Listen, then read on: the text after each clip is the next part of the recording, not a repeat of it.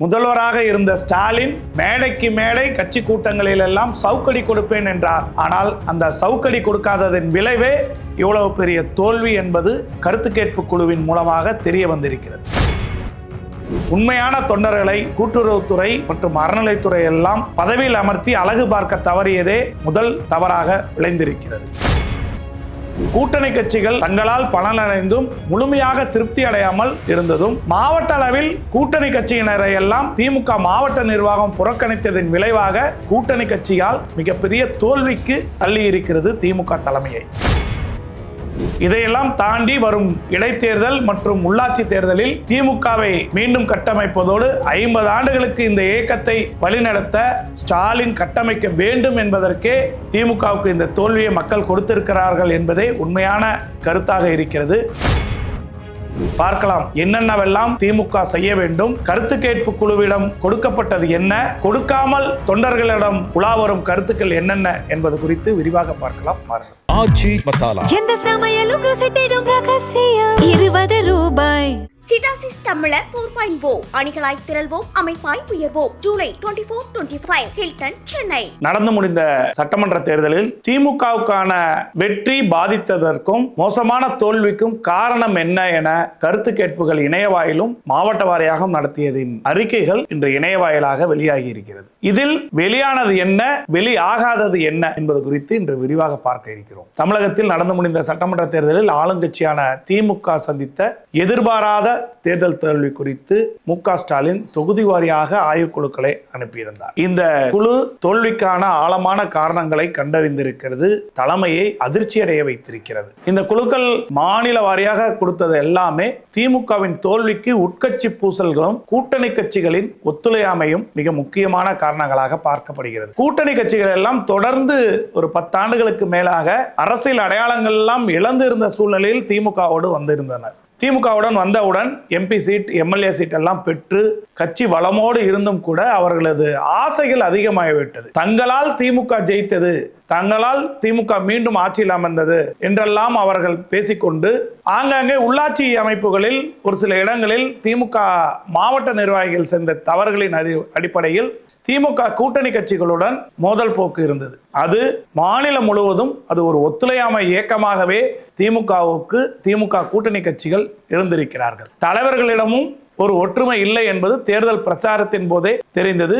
விசிக மற்றும் கம்யூனிஸ்ட் கட்சிகள் எல்லாம் பேசிய பேச்சுக்கள் அப்படி அது தொண்டர்கள் வரை சென்று சேர்ந்தது. அதே போன்று திமுக கூட்டணியில் கூட்டணி கட்சியினர் போட்டியிட்ட தொகுதிகளில் எல்லாம் இவர்கள் தலைவர்கள் என்ன பேசினார்கள். விசிக திருமா காட்டுமன்னார் கோயில் போட்டதும் அதன் பின்பு அவர் தேர்தலுக்கு முன்பாகவே ஆம்ஸ்ட்ராங்கின் மனைவிக்கு அதிமுகவிற்கு பணியாற்றியதை தடுக்க தவறியதும் இதையெல்லாம் பார்த்துவிட்டு விசிக போட்டியிட்ட இடங்களில் எல்லாம் திமுகவின் உண்மையான தொண்டர்கள் பிரச்சாரத்திலிருந்து தொய்வு நிலைக்கு சென்றார்கள். கம்யூனிஸ்ட் கட்சிகளும் அப்படித்தான் தொகுதி வாங்குவரை வாங்கிவிட்டு அதன் பின்பு அவர்கள் பேசிய பேச்சுக்கள் அவர்களது உண்மை நிலை என்ன என்பதை ஆராயாமல் பேசி வந்திருந்தார்கள். அதன் அடிப்படையில் அவர்கள் வாங்கிய இடத்தில் எல்லாம் திமுகவோடு ஒட்ட முடியவில்லை. காங்கிரஸ் கட்சியோ திமுகவுக்கு முதல் எதிரி கட்சியாகத்தான் கூட்டணி பேரம் நடத்தியது முதல் பிரச்சாரம் வரை இருந்தது. அதன் தலைவர் ராகுல் காந்தி ஒரு கூட்டணி கட்சியை எப்படி வழிநடத்த வேண்டும் என்பதை இன்னும் கற்றுக்கொள்ளாத ஒரு தேசிய தலைவராக இருக்கிறார் என்பதே உண்மையான கருத்து. ஏனென்றால் ஒன்று கூட்டணியோடு வர வேண்டும், இல்லை என்றால் விலகி செல்ல வேண்டும். அப்படி இல்லை என்றால் அந்த கட்சியின்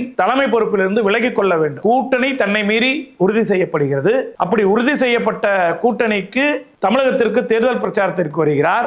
அரசியல் அனாதையாக இருந்த காங்கிரஸ் கட்சியின் தலைவராக இருந்த ராகுல் காந்தியை பிரதமர் வேட்பாளராக முன்னிறுத்திய திமுக தலைவரை அண்ணன் என்றும் பேரிகார்டு தாண்டி சென்று ஸ்வீட் வாங்கி கொடுத்து தனது நடிப்பை எல்லாம் நடித்து காட்டி நாடாளுமன்ற தேர்தலில் திமுகவின் வாக்குகளை அறுவடை செய்து 50 தொகுதிகளுக்கு கீழாக இருந்த காங்கிரஸை 93 தொகுதிகளை தாண்டி ஜெயிக்க வைத்ததற்கு இந்தியா கூட்டணி வடிவமைப்பதற்கெல்லாம் திமுக தலைவர் ஸ்டாலின் தேவைப்பட்டார். ஆனால் அந்த திமுக தலைவர் ஸ்டாலின் முதல்வராக மீண்டும் தேர்வு செய்ய நடைபெறுகிற சட்டமன்ற தேர்தலில் அந்த அண்ணன் தம்பி பாசம் பங்காளி சண்டையாக மாற்றிவிட்டார் பப்பு என்கின்ற ராகுல். அவரது இந்த கூட்டணி கட்சியை வழிநடத்திய விதம், அதுவும் திமுக எவ்வளவு நம்பகமான கட்சியாக இருந்தது, அவரை எப்படி வழிநடத்தினார் என்பதையெல்லாம் அகில இந்திய அளவில் பேசப்பட்டிருந்தாலுமே கூட ராகுல் நடந்து கொண்டது அகில இந்திய அளவில் நடைபெற்ற தமிழகத்தில் மூளை முடுக்கெல்லாம் காங்கிரஸ் கட்சியின் வீழ்ச்சிக்கு திமுக தொண்டர்கள் காரணமாக இருந்திருக்கிறார்கள். இதை தன் தன்னையில் தானே மண்ணை வாரி போட்டுக் கொண்டார் ராகுல் காந்தி. இதே போன்றுதான்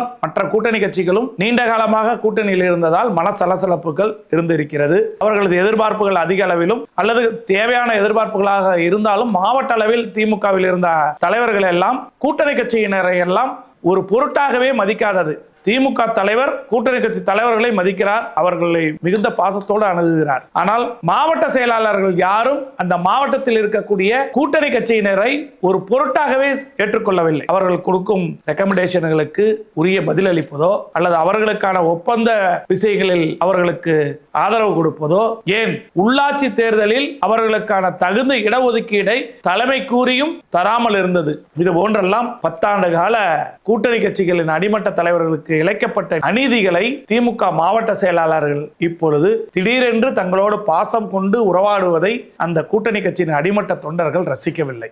இது திமுகவின் தோல்விக்கு முக்கிய காரணமாக அமைந்திருக்கிறது. திமுக கூட்டணி இல்லாமல் 234 உதயசூரியனிலே நின்றிருந்தால் கூட வெற்றி விகிதம் அதிகரித்திருக்கும். இவர்களை எல்லாம் இழுத்து சென்றதனால் தான் இந்த பிரச்சனை. இதுபோக கட்சிக்கு உண்மையாக உழைத்த தொண்டர்களை கூட்டுறவுத்துறை, ஆவின் மற்றும் அறங்காவலர் துறைகள் எல்லாம் அவர்களுக்கான அடையாளப்படுத்தி உண்மையாக உழைத்த திமுக தொண்டர்களை தேடி சென்று அந்த பதவியை வழங்காமல் தனக்கு யாரெல்லாம் உதவி செய்வார்கள், தனக்கு யாரெல்லாம் பினாமியாக இருப்பார்கள் அவர்களை எல்லாம் தேர்ந்தெடுத்து அவர்களுக்கெல்லாம் அறங்காவலர் பதவியை வழங்கியதும், அதை தாண்டி கூட்டுறவு மற்றும் ஆவின் அமைப்புக்கான தேர்தல்களை கடைசி வரை நடத்த முடியாமல் திமுக அரசாங்கம் இருந்ததும் திமுக தொண்டர்களிடையே மிகப்பெரிய குறையாக இருந்திருக்கிறது. இதற்கடுத்து திமுக மிகவும் முக்கியமாக நம்பிய மகளிர் உரிமை தொகை. திமுக இந்த முறை செய்தது போன்று மகளிருக்கு எந்த அரசாங்கமும் செய்யவில்லை என்பதே உண்மை.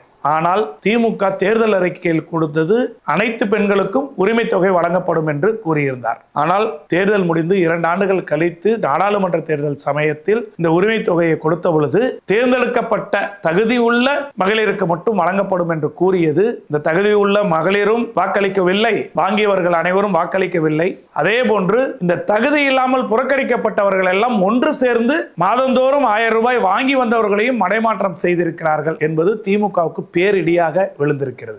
எது தங்களுக்கு மிகப்பெரிய ஆதாரமாக இருக்கும் என்று அவர்கள் நம்பினார்களோ அதுவே அவர்களுக்கு மிகப்பெரிய பேரிடியாக விழுந்திருக்கிறது. அதே போன்று தொகுதி அளவில் கட்சிக்குள் நிலவிய அதிருப்திகள், உண்மையான தொண்டர்களை அரவணைக்காமல் இருந்த மாவட்ட செயலாளர்கள், நகர செயலாளர்களை எல்லாம் தலைமை தட்டி வைக்காததே இந்நிலை. அது மட்டுமில்லாமல் அதிருப்தியிலும் கிளர்ச்சியிலும் இருந்த ஆதரவாளர்களை மாவட்ட செயலாளர்களே எதிர்க்கட்சி பக்கம் அனுப்பி வைக்கும் நிலைக்கு ஏற்பட்டு இருக்கிறது கட்சியின் மாவட்ட நிர்வாகங்கள். இதை தலைமை முன்பே கவனிக்காமல் தவறியது திமுகவின் தோல்விக்கு தலைமையும் ஒரு காரணமாக இருந்திருக்கிறது என்பதே ஆய்வு குழுக்கள் கொடுத்துள்ள அறிக்கையாக இருக்கிறது. இதே போன்று தேர்தலில் போட்டியிட வருபவர்கள் எல்லாம் தொகுதிக்கு ஒருவருக்கு தான் வாய்ப்பு வழங்கப்படும் என்பதையெல்லாம் கூறியிருந்தாலும் கூட தேர்தலில் சீட் கேட்டவர்களையும் வாய்ப்பு மறுக்கப்பட்டவர்களையும் அரவணைக்காமல் இருந்த மாவட்ட நிர்வாகிகள் மிகப்பெரிய துரோகத்தை அவர்களுக்கு விளைவித்ததும், அவர்களை எல்லாம் ஓரங்கட்டப்பட்டதும், அந்த ஓரங்கட்டப்பட்ட தலைவர்கள், அவர்கள் குடும்பத்தினர் எல்லாம்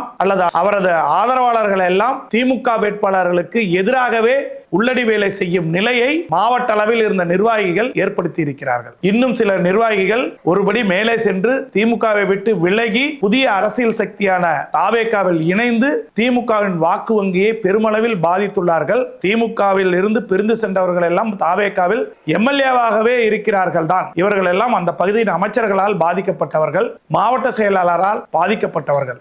இப்படி பிராந்திய தலைவர்கள் மற்றும் மாவட்ட செயலாளர்கள் மீதான புகார்கள் குவிந்த வண்ணம் இருந்திருக்கிறது. குறிப்பாக சென்னை மற்றும் மதுரை பகுதிகளில் ஊழல் மற்றும் உள்ளாட்சி நிர்வாகிகளின் அதிகார மையங்கள், அவர்கள் தொண்டர்களுக்கும் அவர்களுக்கும் இடையான இடைவெளி அதிகமானது. இதையெல்லாம் உதயநிதி ஸ்டாலினே சென்னையில் சேகர்பாபு எல்லாம் தட்டி வைக்க வேண்டும் என சேகர்பாபுவோடு பிரச்சனையில் தான் அவரே இருந்தார். அவர் கூறியதையாவது கேட்டிருந்தால் கூட இதில் ஓரளவு தடுத்து இருக்கலாம். சென்னையில் இவ்வளவு பெரிய மோசம் ஏற்பட்டிருக்காது. தொண்டர்கள் எல்லாம் புகார் கொடுக்கலாம் என தமிழகம் முழுவதும் கொடுத்திருந்தாலுமே கூட இந்த கருத்து கேட்பு குழு வந்த பொழுது இந்த மாவட்ட அலுவலகமோ அல்லது மாவட்ட செயலாளர் ஏற்படுத்தி இருந்த இடத்திலோ இந்த கருத்து கேட்பு கூட்டத்திலும் யார் பேச வேண்டும், யாரெல்லாம் பேசக்கூடாது என்பதை அங்கிருந்த மாவட்ட நிர்வாகம் முடிவு செய்திருக்கிறது. உண்மையான தொண்டர்கள் உண்மையான கருத்தை பதிவிடவே முடியாத சூழ்நிலை தமிழகம் முழுவதும் பெரும்பாலான இடங்களில் நடந்தேறி இருக்கிறது. இதையெல்லாம் கருத்து கேட்பு குழுவும் ஆராயவில்லை, திமுக தலைமையும் ஆராயவில்லை. அதனால் இந்த கருத்து கேட்பு குழு கூட்டுத்தது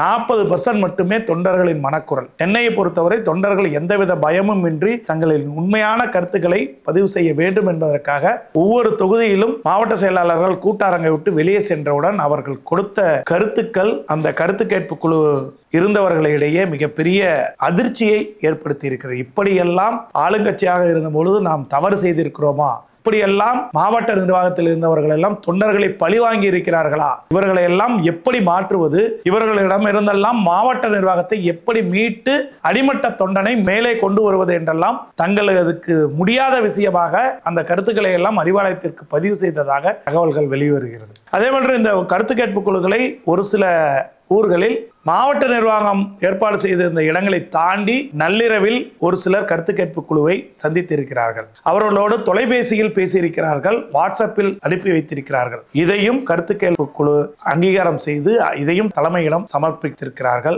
இதெல்லாம் மிகப்பெரிய அதிர்ச்சிகரமான தகவலாக இருந்திருக்கிறது தலைமைக்கு. இதையெல்லாம் வைத்து திமுக தலைவர் உள்ளாட்சி தேர்தல் மற்றும் இடைத்தேர்தலுக்கு முன்பாக கட்சியை சீரமைக்க வேண்டும், கட்சியில் இளைஞர்களை புகுத்த வேண்டும், மகளிருக்கு உரிய இடத்தை கொடுக்க வேண்டும் என்பதையெல்லாம் தாண்டி உண்மையான தொண்டர்களை ஜாதி மத அடையாளங்களை தவிர்த்து அடையாளப்படுத்தி அவர்களை மேம்படுத்த வேண்டும் என்பது போன்ற திட்டங்களோடு மு.க. ஸ்டாலின் இந்த முறை முழு நேர அறிவாலயத்தில் அமர்ந்து கட்சியை சீர்படுத்த வேண்டிய நடவடிக்கைக்கு மு.க. ஸ்டாலின் ஈடுபட்டிருக்கிறார். இப்பொழுது அவர் எடுக்கக்கூடிய ஆணித்தரமான முடிவின் பிரகாரம் ஒரு சிலர் கட்சியை விட்டு சென்றாலும் கூட தவறில்லை, இருப்பவர்களையும் உணர்வோடு இருப்பவர்களையும் ஒன்றிணைத்து கட்சியை அடுத்த 50 ஆண்டுகளுக்கு கட்டமைக்க வேண்டிய முக்கியமான பொறுப்பில் திமுக தலைவர் ஸ்டாலின் இருந்திருக்கிறார். இதற்கு முன்பு எம்ஜிஆர் அரசியல் கட்சி ஆரம்பித்த போது கட்சி எப்படி ஒரு தொய்வு நிலைக்கு சென்றதோ, அதன் பின்பு மதிமுக ஆரம்பித்த பொழுது எப்படி ஒரு பதற்றமான சூழ்நிலைக்கு திமுக சென்றதோ, அதைவிட ஒரு மோசகரமான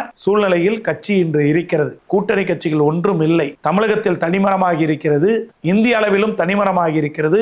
எந்த பக்கம் செல்லலாம் என்றெல்லாம் தெரியாமல் தன் தொண்டர்களை நம்பி, தனது உதயசூரியனை நம்பி அடுத்த 50 ஆண்டுகளுக்கு கட்சி செல்ல வேண்டியதை திட்டமிட இருக்கிறார் ஸ்டாலின் என்ற தகவல்கள் வந்திருக்கிறது. 2 தொகுதிகளுக்கு ஒருவர் மாவட்ட செயலாளர், உண்மையான தொண்டர்களுக்கு உண்மையான பதவிகள் மற்றும் இளைஞர்களுக்கான பதவியில் உள்ள சதவிகிதம் அதிகரிப்பது, மாநில அளவில் இருக்கக்கூடிய வயது முதிர்ந்த நிர்வாகிகளை எல்லாம் விலக்கி வைப்பது, மண்டல பொறுப்பாளர்களை எல்லாம் ஒருங்கிணைத்து அவர்களுக்கான உரிய அங்கீகாரங்களை கொடுத்து அவர்களிடம் இருக்கக்கூடிய பதவிகளை பகிர்ந்தளிப்பது என்பது போன்ற பல்வேறு நடவடிக்கைகளை திமுக தலைவர் உடனடியாக எடுத்து இடைத்தேர்தல் மற்றும் உள்ளாட்சி தேர்தலுக்கு முன்பாக இதை கட்டமைக்க வேண்டும் என்பதே திமுகவுக்கு மக்கள் கொடுத்த தோல்வியும், ஏன் திமுக தலைவர் ஸ்டாலினுக்கு கொளத்தீரில் கொடுத்த தோல்வியுமே திமுகவை அடுத்த 50 ஆண்டுகளுக்கான கட்சியாக மறுசீரமைக்கவே இந்த தோல்வியை மக்கள் கொடுத்திருக்கிறார்கள் என்ற கருத்துதான் இந்த அறிக்கையின் வாயிலாக கிடைத்திருக்கிறது அறிவாலயத்திற்கு. பார்க்கலாம் இதிலிருந்து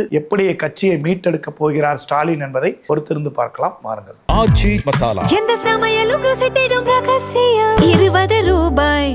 சிட்டாசிஸ் தமிழர் 4.0 அணிகளாய் திரள்வோம், அமைப்பாய் உயர்வோம். ஜூலை 24-25 ஹில்டன், சென்னை.